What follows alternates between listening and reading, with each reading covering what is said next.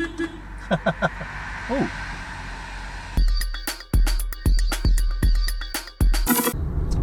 First of all, Why? explain to me what's going on here. This is Mrs. Smith's dream car.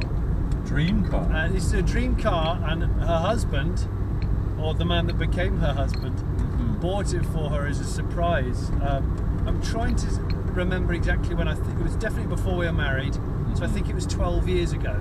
Okay. Really? Yeah. You've had this car for 12 years? We've had this car for 12 years. I bought when I first started doing fifth gear, and I made a bit of money, not like a lot of money, enough to buy a Figaro that wasn't an MOT failure, and I couldn't afford an immaculate one, so I bought one in the middle. Right. And it was a £3,500 Figaro, and it was at the time the highest mileage Figaro in the country, we think. Right. It's done 160,000 What an accolade. kilometres. Yeah. 160,000 kilometres, that's what it was, 60, I don't know, 80,000 miles, 90,000 miles? Yeah, but in a sort of sub 1 litre engine. It's Yes, quite a lot. yes. You know? Wasn't there an eccentric couple somewhere in England who used to be Britain's leading Figaro sellers many years ago, in the 90s, I think? Yeah, when people started bringing them over from Japan en masse. I mean, as far as I can work out, there's no Figaros left in Japan. I think there's none They're left. all in Britain. There's a few. I think there's a few in the museums, and I know that the Nissan, what do they call it? Not a laboratory, but that non-public museum that Nissan has in Yokohama. Oh, you mean the What's it Nissan called? Non-Public Museum? Yes, that one. That's it. But in Japanese. They've got obviously. 3 in there because Really? I've they're holding on to them tightly. If any British people come with cash, do not engage with them. No. I took lots of proper Japanese tourist close-ups of all of the bits on that car because I knew that car was perfect. Right. And I've spent a good amount of time tweaking this one. When I say tweaking, I mean restoring as it's used. It's been a rolling restoration. It's 4 different colours of what's it called? Topaz mist.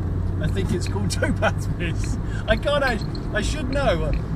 I do know quite a lot about Figaros, but because I've been trying to solve problems, not because I've wanted to know. Right, yeah. It's like people who discover a lot about how the large intestine works because they get some disease. Yes, and they can explain it to everyone who wants to hear. Yeah, I'm actually a loss adjuster, but I know a weird amount about the digestive system because I got Kreutzing's Bellinger syndrome after a trip to Thailand.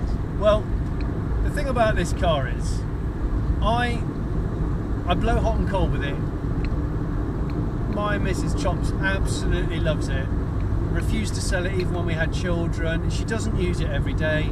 There's been some years since we had kids where it got used about 4 miles in a year. But I've always dry stored it. I've always tried to keep on top of it.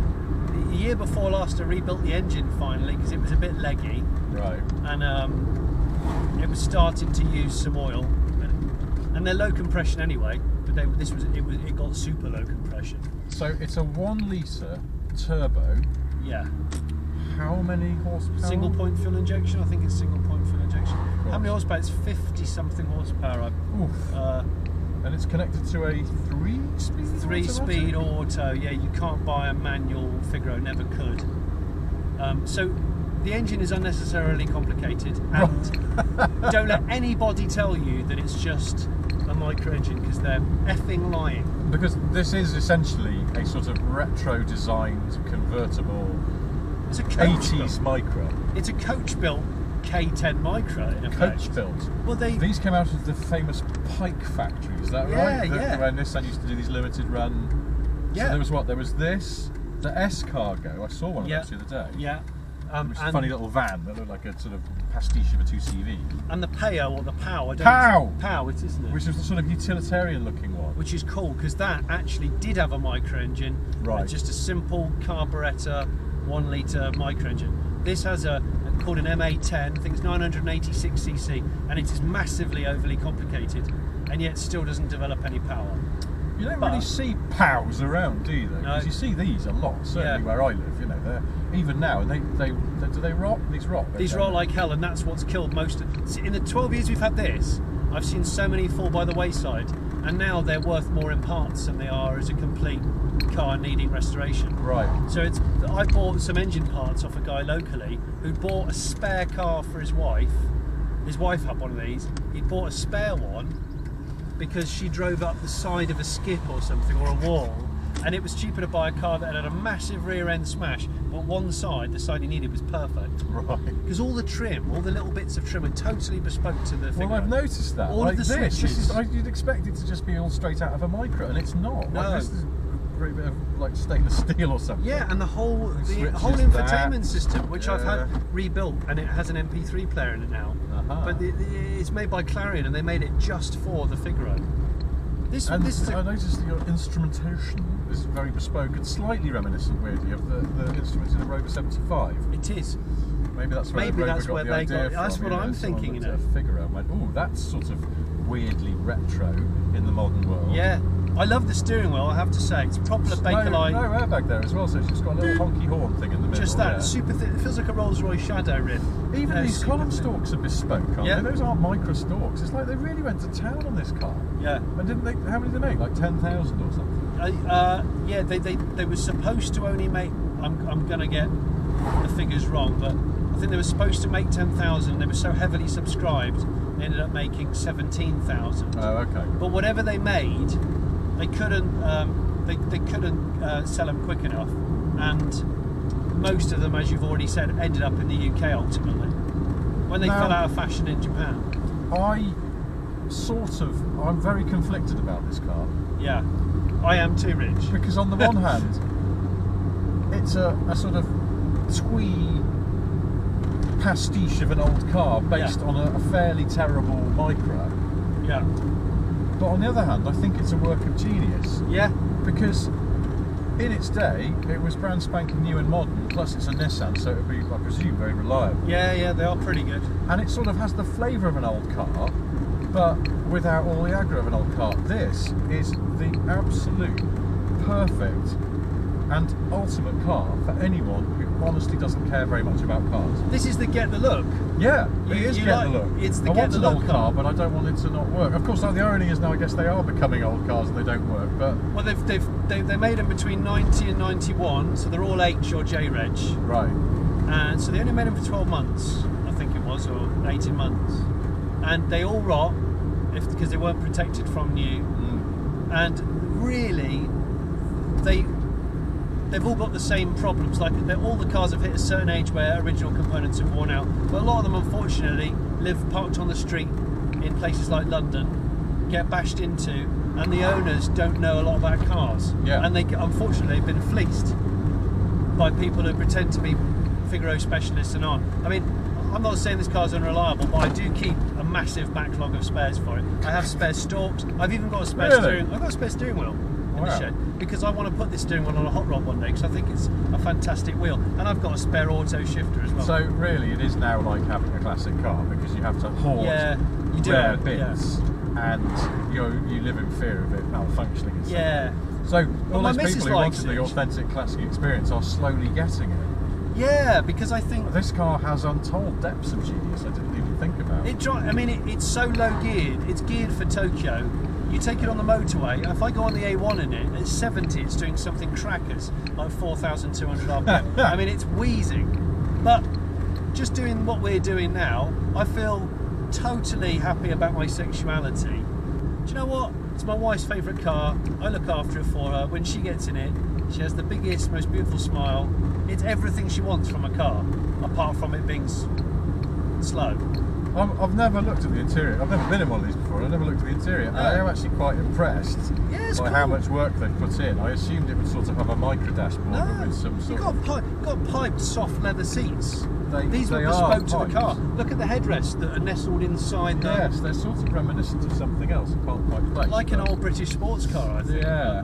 They did a fine job, I've got to say. It's a very clever styling job. Listen to the turbo. Come on. No, you can't hear it now. Was that third which just sort of thudded into I'd say that was third. I was watching the speedo thinking, actually, it's clipping along, but I realise it's in It's in k's. kilometres, yeah. Yes. Okay. Yeah. But look, all these switches are bespoke. I've got spare switches because they all go, these are like the holy grail. These are an absolute hen's teeth. Now, there's some weird sort of Art Deco thing going on with this electric window switch here. They're shells. Yes. The theme is the shell.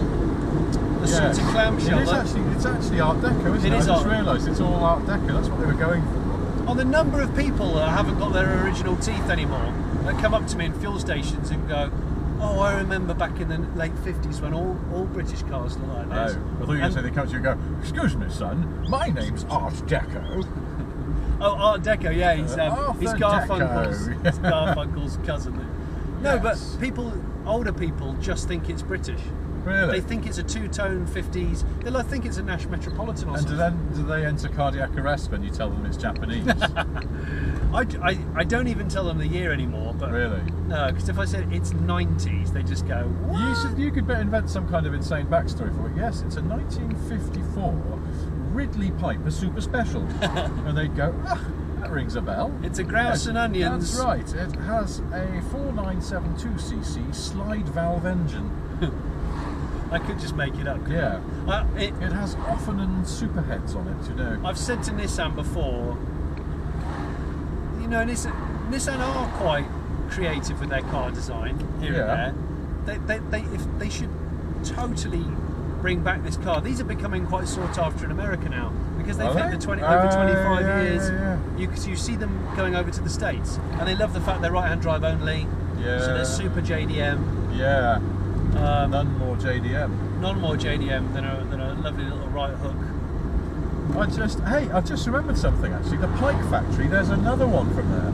Wasn't there called the B1? Yeah. The B1. Was it called B1? Yeah, I think it was the B1 or B. Yeah, and B. Wasn't that the first one? And that was just sort of. It was kind of retro, but they were still getting their eye in. It just looks very 90s.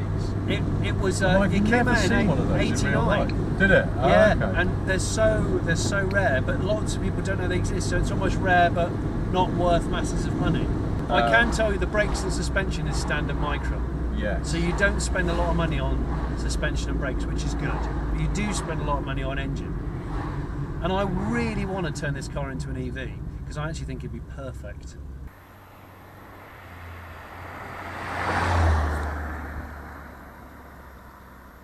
By the way, if you can hear a sleigh bell, it's a very Japanese cat. It's a what are they called? Don't know. Good luck charm cat. Good luck wavy cat. Whenever I started going to Japan for work, I would bring back JDM trinkets. So there's a JDM little sushi keyring, and in the back there's a completely clear plastic, fully enclosing umbrella. You know those ones that they walk through. They look through them as they're walking. Yeah, they're really good. Got one of them in there. The roof is fully manual, and it goes into what looks like a dicky seat. Oh. So the boot. So you have to open that bit at the back to let the roof in. Yes, yeah, you have to. And it's fully manual. It's fully manual. I'm surprised. I'm glad it's fully manual, man. I don't want any more issues. One less thing to go wrong. Yeah. But I like it that Chops likes it. I don't try and tot up how much money I've spent on new old stock bumper corners, rear arches, the new pistons. Oh my word! New pistons. Trying to get turbo low compression pistons. It's a 4. It's a 4, isn't it? So it's a 4, yeah. So I kind of wish it was a 3 as well. It feels like it should be a 3. It should be a 3. It should be a Suzuki Cappuccino, I think, kind of thing. And actually, this car, because I never took sort of Japanese import K stuff too seriously.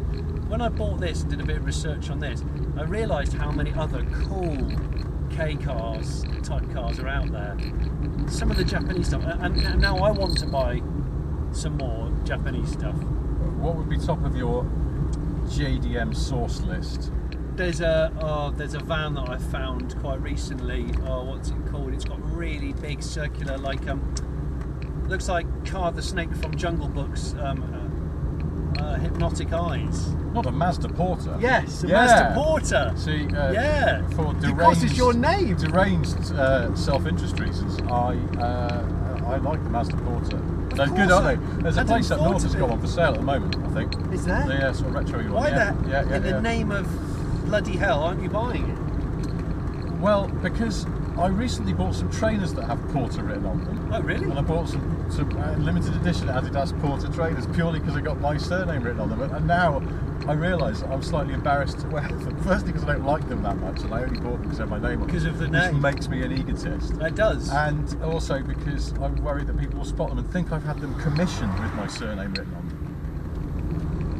I am enjoying this car more than I thought I would. Ah, you see. I can't explain why. I think it's just a nice day and there's no roof. But there's something quite jaunty about it, and I'm amused by. This is a big railway. This is the East Coast Main Line. Crikey! That's the East Coast. All these barriers must be shutting and closing and opening all the time. Yeah, they are. Wow. Yeah. What a wide track. At this low speed, you can hear the turbo. If I step on the gas now. Yes, I just heard it go. It is. I'll pop the bonnet later. It's smaller than the speedo dial. It's tiny. Now, I'm surprised that it doesn't feel incredibly baggy and flexy from where I'm sitting. Not too bad. You know, often in convertibles you could feel the shell. Scuttle. And this doesn't feel too... It's not too bad. It's not too surprising, bad. Considering it's... Because I swear that those 80s Micras felt quite unrigid. Yeah. And also comically slow. This is like, you wouldn't call it a full convertible really, No, would you? But it's not a Targa either, is it? I don't know what it is. It's got, because the back window goes down and the back window's glass. Is it a sedanka? A launderette? Maybe. Is it a launderette? It might be a launderette. Now, I actually think that the roof, the way in which it's constructed, is good. It's a comfortable car because the suspension's really soft. It is. It does roll. Yes, but I'm admiring that the ride is often going to be quite crashy and it's sort of all right. We're on 12s. We're rolling on 12s. Yeah. Do you know what? You can, just sitting here, you can somehow tell it's got really small wheels. Yeah. It just feels like 155 12s. Excellent. Is it a bit skittish in wet weather? Yeah. If you try and tuck it into a corner, you'll definitely get a nice portion of understeer. But to be honest, I always drive this car like a stoner. I think that you can easily cut these cars down for just being silly and classic and small. But they're an interesting bit of design. I don't want one, but I find it less objectionable than I thought. Do you know what used to put me off them? Is that I think Vanessa Feltz had one. Yes.